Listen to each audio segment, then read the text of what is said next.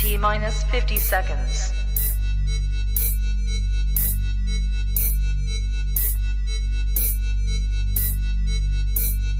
T minus 40 seconds.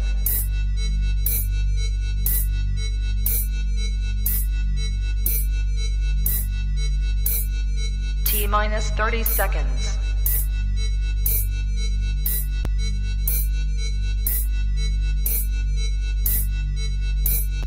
T minus 20 seconds.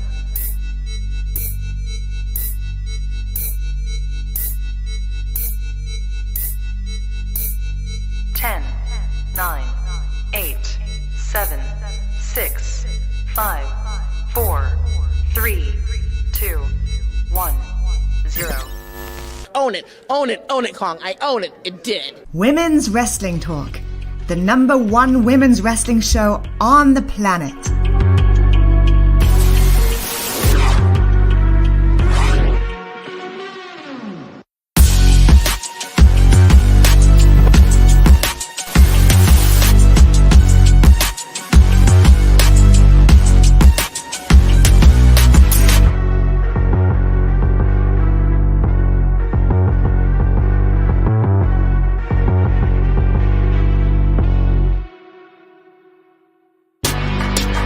Women's Wrestling Talk, the #1 women's wrestling show on the planet.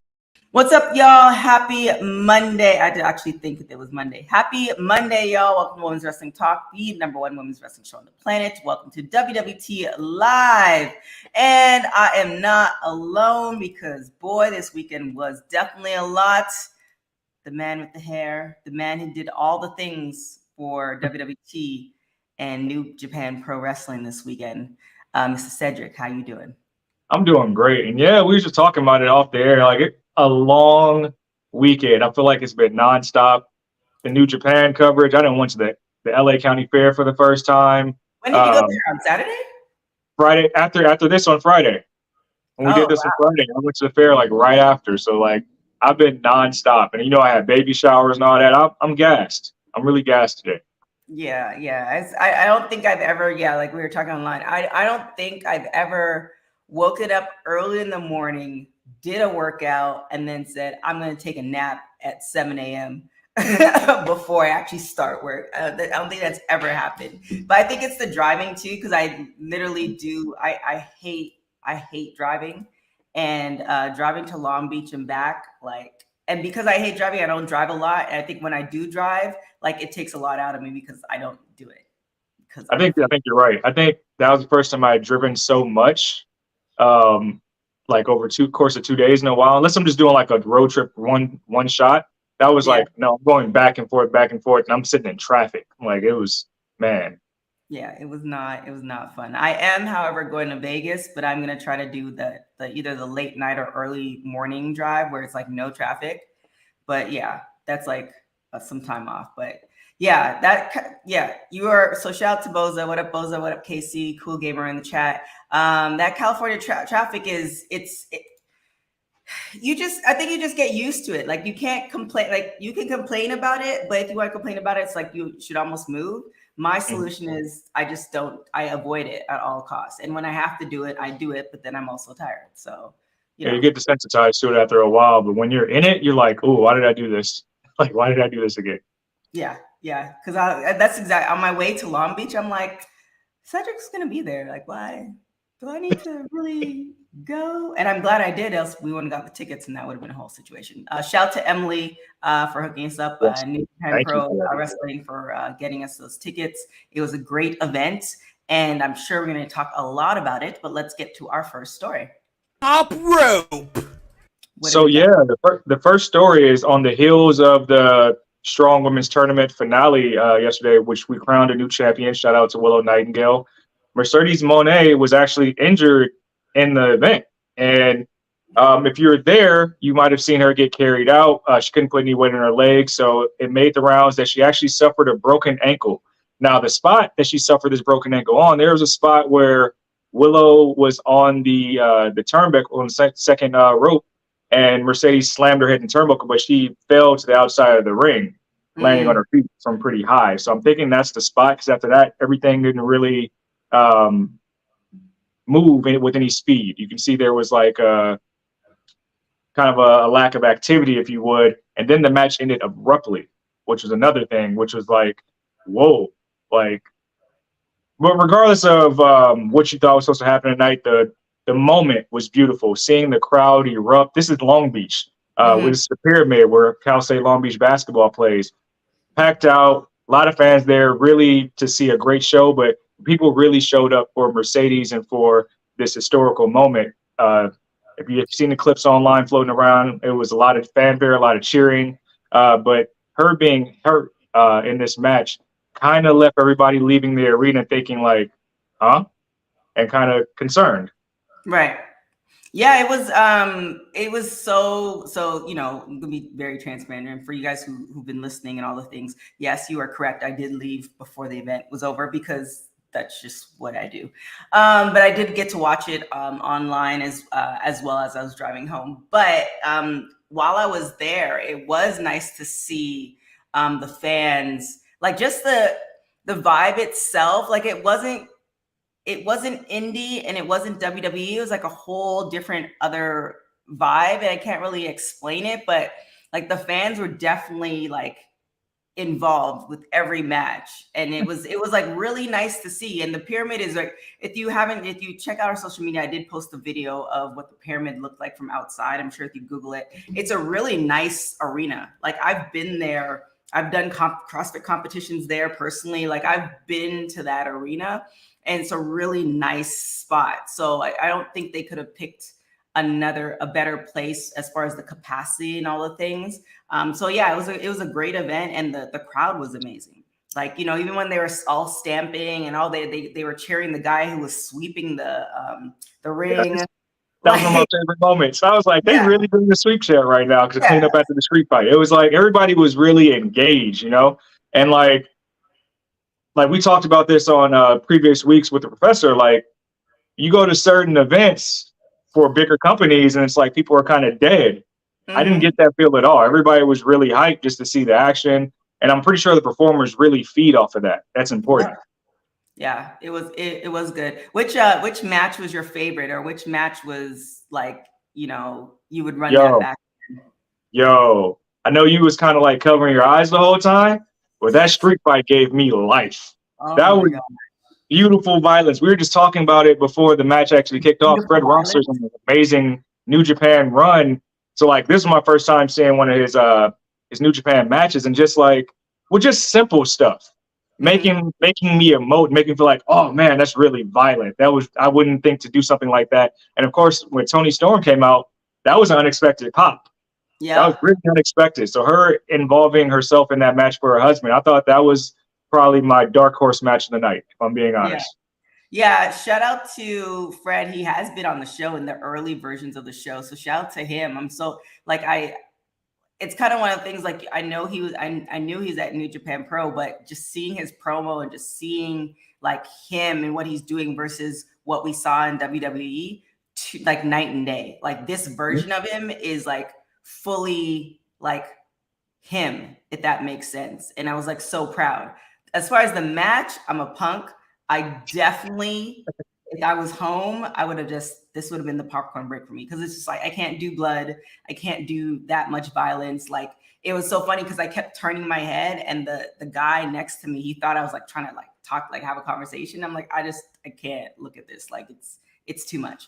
But beautiful violence if you didn't see it. Like Toni Storm doing the hip attack into the stop sign, the choking with the chain, like her. Even it was like, I'm very big on storytelling in matches, and even though I didn't know anything going in because I hadn't seen the product, like seeing the promo package in the beginning where Toni was involved by Fred's calling and stuff like that, and then her sitting on top of her husband for the 3 count, that was like a little nuance. I was like, that's dope.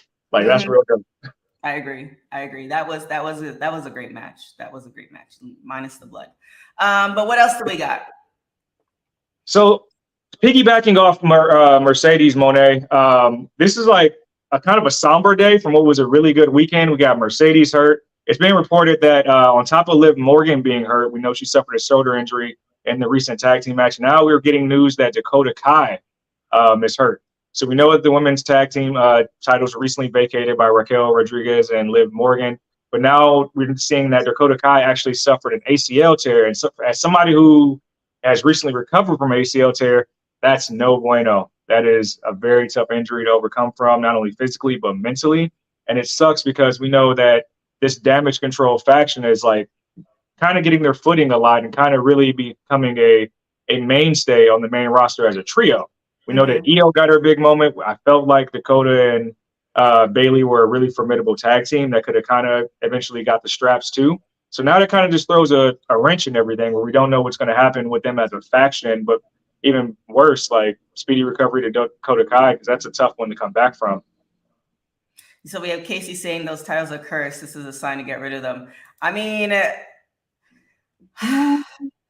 but they have so much meaning. Like nothing happened to the Iconics when they held them, you know, except them getting let go afterwards. But still, like, they got to unify. I think that's why they brought up the NXT Women's Tag Team title. Is like, why not just unify them and let Alba and Isla be the flag bearers and call them something different? I don't know. I mean, yeah, like, I mean, the reason we don't know necessarily what the reason why they let go of the Iconics now, you know, they're off doing their own things anyway. So that might have happened even if they weren't let go and they didn't go to Impact for, you know, a short stint. But yeah, it's so crazy to me. And, you know, this is, we can, you know, take this story out of the box and put it back in. With the tag team championships, it's just the titles, it's kind of like they're there, you create a team versus actually really building the team and building a story. Then you slap it on them and then like there's nothing around them. And then when stuff like this happens, injuries and stuff, which all is going to happen because if you week in, week out, day in, day out, you're constantly training on your body, you're going to get hurt in some sort of way. So it's just kind of, yeah, I wouldn't necessarily say they're cursed, but you know, I don't know. I feel like they need to take a step back and actually really develop tag teams, not put individuals together, but they should legitimately, like how the Street Profits came together. You know, it's like it's the natural. You have people who are friends, and it makes the most amount of sense, and then piggyback off of that to create the character of the team versus just slapping, you know, two women together because they don't have anything to do on the main roster or wherever. That makes more sense to me. But if you're going to do that, that also requires work behind the scenes, which I don't think that WWE is willing to do. Perfect example, Casey and Kaden. I don't think I've seen them on Raw since being called up yet. Right. So it's just. And I also know what Dakota did was really heroic. So in trying to help Liv Morgan finish the match because she noticed she was hurt, she was trying to protect her with certain things. It's just very unfortunate that she got hurt as well. So like these women are trying to protect each other from certain things. And then, like you said, certain positions, certain movements, when you're on the fly and live, you get hurt. And it's unfortunate. Are you talking to me, JD? What are we feuding about? I'm unaware that we have a feud. But okay. Or maybe you're talking about the other TK. I don't know. Let me know if you're talking to me or the other TK. Casey saying those titles have been treated like nothing. But yeah, I mean, we'll see. But isn't every title kind of an accessory? Oh, no. Okay, JD. But yeah, it is. But I don't know. Yeah, I don't know. What do you hope to see with the titles? Do you think we should get rid of them, or do you think they? I hope they unify. I think them. And one thing I'll say, the draft this year was unlike any other because they really stuck to the factions code. People got called up as factions. People got moved to different shows as factions. So those tag teams are out there. We just need to use them. Like I said, Casey and Kaden, Alba and Isla. Maybe when Dakota comes back, you tune up her and Raquel again. There's actual people that have done the work and kind of are more emphasizing their careers as a tag team specialist. You just got to let it cook. And I think a part of that is not having two belts, but also letting these belts float to all three brands, and then letting them work with some of the NXT talent, which has the deepest division of women's wrestling in the company. So you Right. can still be building new tag teams down there in Orlando and still do that. But I think they got to take a step back from trying to feature them so much on just Raw and SmackDown and do what they did in the pandemic when Sasha and Bailey were actually traveling to all three brands, because that allows you to kind of let things breathe and give it space. Yeah, well, hopefully they will do that. Oh, so JD's saying I didn't tell him about I swear we talked about it last week, but yeah, I guess you have to watch all the shows. All the shows have mentioned it in some way, shape, or capacity.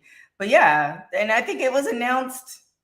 We talked about this because I think I asked you about it, Cedric, like a couple of weeks ago. So maybe you missed that show, JD. I don't know. I don't know what to tell you. However, what will be happening once it does, the new Women's Wrestling Talk website will have an events section. So you'll be able to see all the women's events. Well, as many as we can, as long as they tell us, all the women's events there, and you could see where it is, when it's happening, all the things. So that calendar is in the works and will be on the new website. So if you want to check on anything women's wrestling related, it'll be on the site, and then will I be there? It just depends on the traffic. But what do we have next? You know what? Since we're talking about titles, there's interesting finals for the Night of Champions this upcoming weekend. AJ Styles had something to say about the title he's competing against Seth freaking Rollins for, about it being a secondary championship. He was actually on the Not Sam podcast with Sam Roberts, where he was asked, is the title a secondary title? I'm going to read the quote to you guys. He said, well, if the Raw Championship is held by Roman, the SmackDown Championship is held by Roman, then how can you argue that it's not? We had to make a new championship because Roman holds them all. What happens if he decides to wrestle for the World Heavyweight Championship? It is what it is, and we got what we got. If we make the best of it, and if and when Roman does challenge for it, we beat the brakes off of him. Whoever it might be, then we'll see which title is secondary. So that made me think that the backlash was not just with the IWC, but with people in the locker rooms as well about this new title being introduced and how everybody has to move around the orbit that is Roman Reigns and the bloodline. Mm-hmm. Well, Roman does come and then takes that title, then I'd be like, what are we doing? Like, what are we doing? But big boss energy. I would love that. Big boss energy. And it speaks to, so what I also got to do this weekend is watch Fast X. And I am not like a diehard Fast and the Furious fan. A friend of mine who's in the industry, blah, blah, blah. Tyrus was there. It was a whole thing. But, and I'm not going to give anything away. The only thing I'm going to say is that there's more Fast and the Furious movies coming. If you thought 10 was it, there is more like plural, not just one more. There are more coming. And the reason I'm saying this with Roman, I feel like the people and the creators of Fast and the Furious, there's a game plan. It might not be the greatest game plan. Like, the movie was great for me as far as taking my mind. Like, I didn't have to think. Oh, how does this make sense? Because it was like suspended belief with things that happened. And you just either accept it or like, why are you here? So how many groans happened during the theater during these suspended belief moments? There were, but I think now it's kind of at the point where there were some lines where it was just like, it was cheesy, but I feel like people who go, like, if you are a new person, you go to this movie, then you're and you don't know what to expect, then that's on you. This is now their 10th movie. Fair. So you have 9 other movies, even though some of them, don't necessarily make sense as far as the trajectory. You have 9 other movies to see like what you're gonna get. So the 10th one, like, if you're surprised by the slight cheesiness and some of the lines and stuff like that, and you're like, oh, this, then like you've come to the wrong movie. Like, you've come to see action, you've come to see car stuff, you came to see, and there is a storyline, But you They're trying know, to save the world. I don't know when it became that, but that's. I gotta ask. I know you said no spoilers, and I'm sorry for the people in the chat here, but like, what was the most over the top part of the movie? Just throw it out there. ooh, oh man. I'm just gonna say a name and then I'll have to tell you after we finish filming. The Rock. That's all I'm gonna say. Okay. And if you've watched the previous films, I don't think I've watched one in its entirety since Fast Five. There were some off the wall stuff The Rock does in these movies where it's like, wow, okay. Yeah. So I'm gonna just leave it at that. I mean, it actually brought me back into the series, which I can't remember when I fell off of watching them, but I might go back and watch it.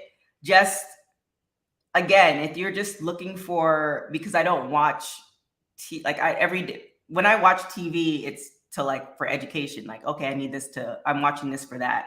So I don't really watch like TV just because. So I think when I'm like, during my summer break, I'm gonna just watch Fast and Furious, and there's nothing to gain out of it but the excitement and the entertainment and all the things. But sometimes you need entertainment TV and junk TV where it's like you don't, like you said, you don't have to think. You're just passing the time. You're just watching. Yeah. You just watch, and this one was actually really well put together. I think they made they made a lot. I think it's one of the top movies. It didn't do as well. It always is. Yeah. People are enabling this. Like it hurts my feelings that you said there's going to be more. And because I could have sworn they came out with this one like, oh yeah, Fast 10's the last one. And they're like, no, we can make more money. Now are we going to really have 20 movies? Like they're yes, they based on talking to a friend of mine who's a writer, and I can't even give all those details. They can do 20 if they really want to. Dear God. And the reason I talk about the Fast and Furious, because somebody's gonna like tune in right here, is like, why are they talking? This is where Roman comes in. I feel like there is a story arc. I'm thinking, like, I'm really hoping that week to week they're just not, making things up. I feel like with Roman in particular and the bloodline, and the t-shirt sales and all this other stuff, I feel like there is a story arc, and I feel like there is an ending point, especially when Triple H talked about it. Was it before or after WrestleMania, where he's like, this is not the end, this is not the end, there's way more things to do. I feel like there is a story arc, and I feel like there is an ending part. Like if you look at like the TV show This Is Us, they actually wrote the ending and then knew what was going to happen, and they wrote backwards if you watch that show, because it's all over the place. So I feel it's the same thing with the bloodline, where they know what the ending point is, because I'm sure that Roman has a game plan as far as what he wants his personal life to look like. And I feel like that's going to be taken into account as far as the game plan for everything else. But if he takes the 3 belts, then if I were a wrestler and AJ Styles and all the other guys that are there, I'd be kind of pissed, because it's like, well, what are we doing this for? Like the ones who are actually in that position to actually hold the title. So I get it. I kind of almost are like you, Cedric, where I kind of want to see it, but then the backlash in the locker room, like, is it worth it? You know what I'm saying? Like, it's just. Well, I mean, AJ also said that if he were in Roman's shoes, that he would do the same thing. Like that's what everybody works so hard for. That's what everybody wants. But like that quote that Roman had in that video, like everybody wants the Roman Reigns schedule, the Roman Reigns money, but like you're not Roman Reigns. So, I mean, what can you do? And if it's feeding everybody in his orbit, like bloodline wise, I'm a proponent of nepotism when it makes sense, Yeah.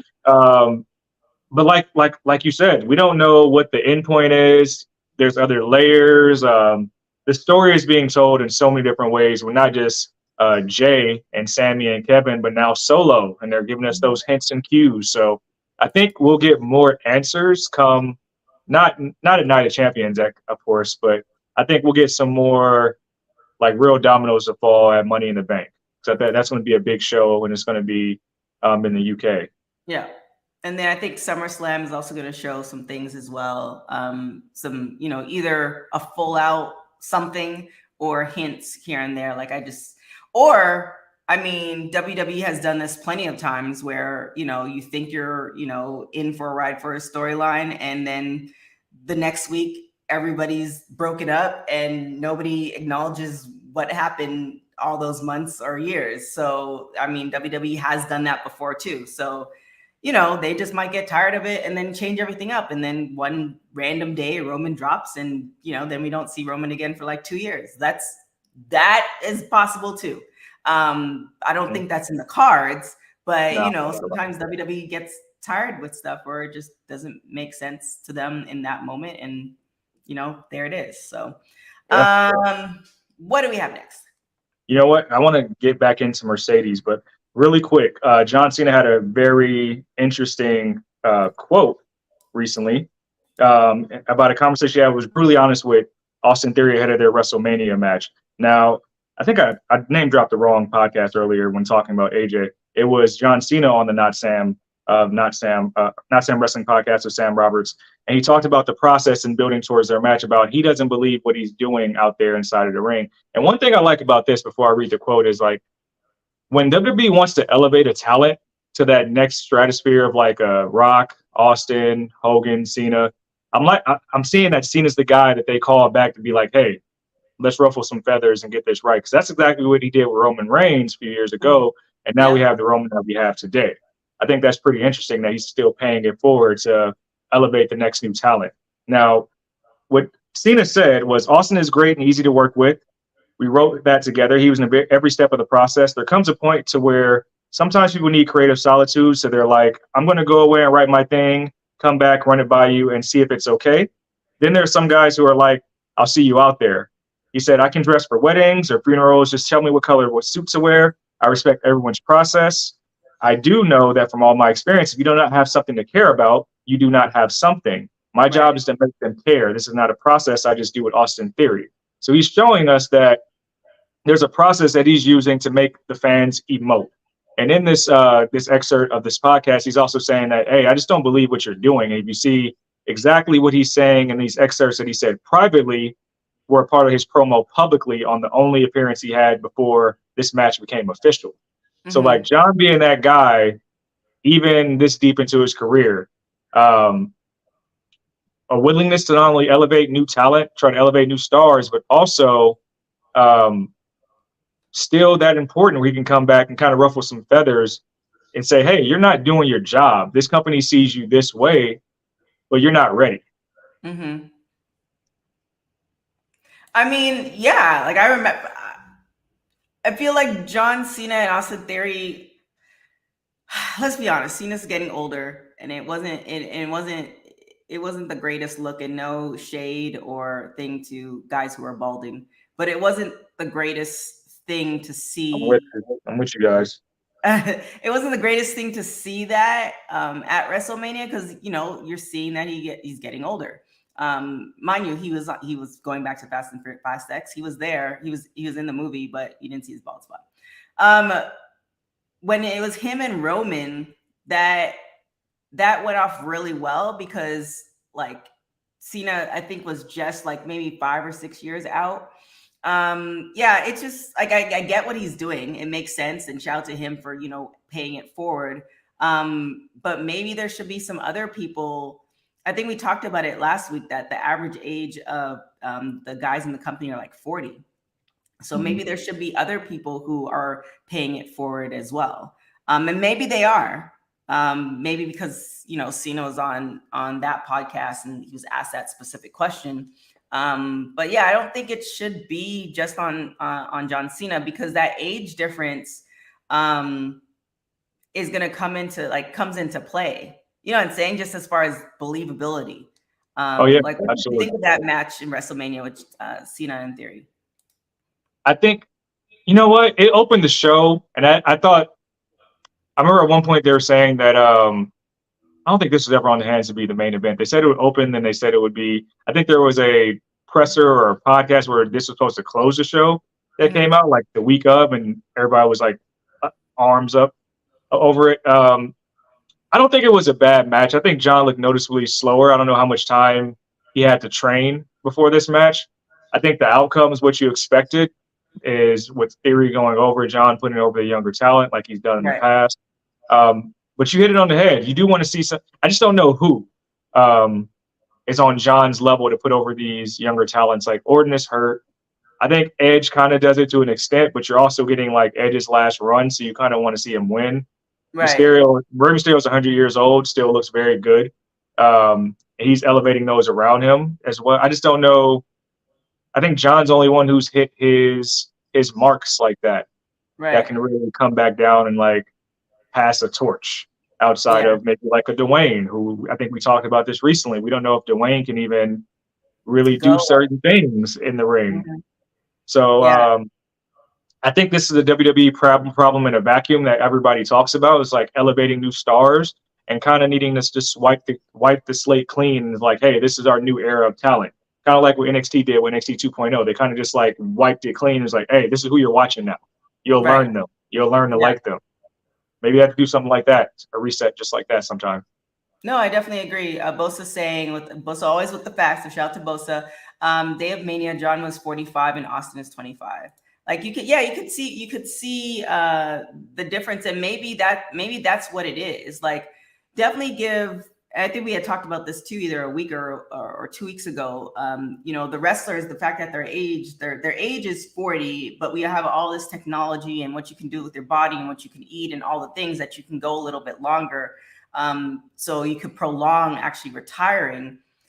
But, and then, if you want to go, keep on going. However, there has to be that balance where you are bringing, it can't just be theory that you're bringing, right? Because like say, one day, all the guys who are 40s, like, no, I'm good. I've saved my money. I'm out. That's a majority of the company, right?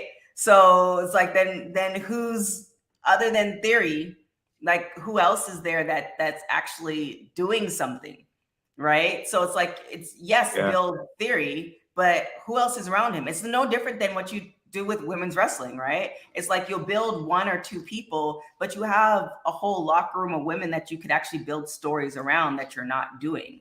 And yes, it's a big, to play devil's advocate to my own theory. Yes, it's a big undertaking, but you have a whole year to do it. And yes, doing it in a whole year is time consuming, and doing it week in and week out is hard.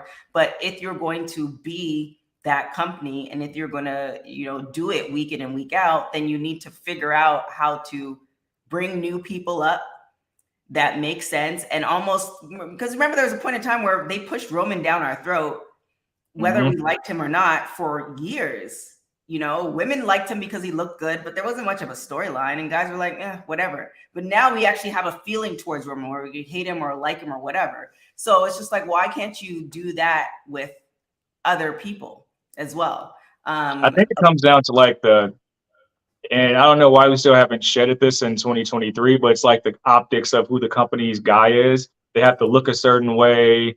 They have to be a certain type of size. And then I remember Sammy talking about this before his Elimination Chamber match. He said he feels like he can do all the press releases and media interviews, the travel schedule, stuff like that. But in the company's eyes, he's probably not viewed as that type of person from an aesthetic standpoint. I think once we shed those past norms or whatever, you'll probably see a wide depth of people who can be faces of the company, like building new stars, because athletes come in all shapes and sizes. Like Money in the Bank is a lottery ticket, for lack of better terms. You can elevate a new star, but like, let's keep it that way. Let's not have these mild, short title reigns, but let's like put them in that spotlight because you see that in them. Like, let them swim. I agree, but we'll see. I mean, WWE doesn't really, I don't know. It sometimes it seems like they get it, and then sometimes it just seems like they don't want to evolve. But Exactly. we have time for one more. If there's something else you really want to talk about. Yeah. So congratulations to the New Japan Pro Wrestling Strong Women's Champion, the very first one, the inaugural champion, Willow Nightingale. However, and I thought this, I was in the group chats talking about this all last night, talking with friends. Dave Meltzer of the Wrestling Observer Radio reported that it was originally scheduled for Mercedes Moné to win the title, and that there was an audible call that was actually heard in the arena, And we already showed you or talked about how loud the arena was, how loud the match was. But if you were really close to the ring, maybe you heard the call. If you're watching it at home, you might have seen that Mercedes was actually pinned at one point, and the referee didn't actually complete his 3 count, instead lifting his hand up because he maybe didn't hear the audible call, which allowed Willow to do another power bomb and then send the match home. So I thought that was interesting because in the arena, being there, like I said, it was really loud for the match. We're witnessing history, but I think a lot of people expected a different finish. So there was like an initial hesitance to like applaud and cheer once we heard 3. And then people realized like, oh, wait, no, that's the finish. So the ankle breaking, her not being able to put weight on her leg played a large role in everything. But now we know that in actuality that she is supposed to be the inaugural allegedly strong women's. Allegedly. Because New Japan Pro hasn't said anything, so we don't know for sure. Oh, I think Cedric froze on me. Or is it me? Let me know if y'all can hear me. I think you guys can hear me. I think Cedric froze on me. But yeah, it's all, we don't know for sure if that's what the call was. I mean, it makes sense that that's what it would be, but you know, it is what it is. I think he's coming back. Is he coming back? We'll see.